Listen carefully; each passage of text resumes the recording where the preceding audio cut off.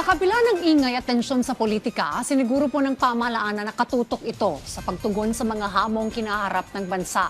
Kabilang na riyan ang pagpapalago ng ekonomiya ng Pilipinas. Ang detalye sa report ni Clazel Pardilia.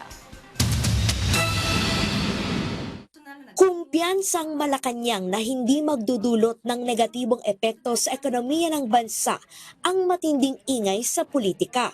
Sa harap ito ng impeachment case laban kay Vice President Sara Duterte at issue sa pagpapatupad ng warrant of arrest ng International Criminal Court kay Senador Bato de la Rosa.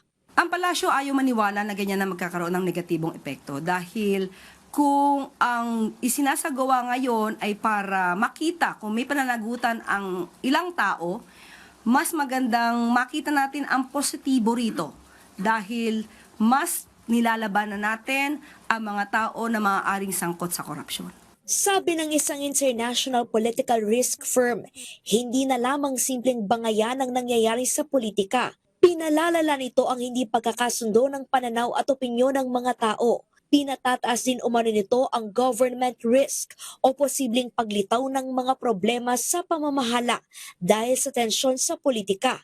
Pero giit ng palasyo, wa-epek yan sa legislative at economic agenda ng pamahalaan. Ang economic team ay patuloy sa pagtatrabaho, patuloy din po na nais na mapanagot ang dapat na papanagot at yan po ang isa sa mga dapat makita, especially ng investors na ang gobyerno ngayon, ang administrasyon nito ay hindi po nagko-cover up ng mga anomalya o tungkol sa korupsyon. Banat pa ng Malacanang.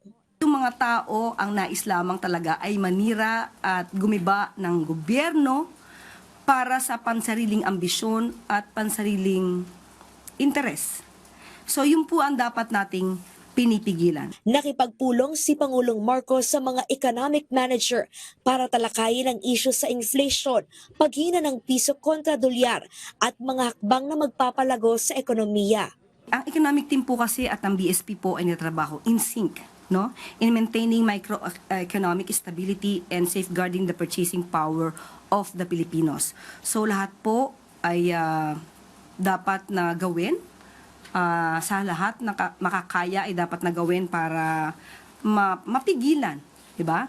Ang pagbaba ng value ng peso. Nakaschedule din ang pakikipagpulong ni Pangulong Marcos sa mga ahensya ng gobyerno para talakayin ang mga hakbang at programa ng pamahalaan upang maibsan ang matinding epekto ng El Nino. Clazel Pardilia para sa Pambansang TV sa Bagong Pilipinas.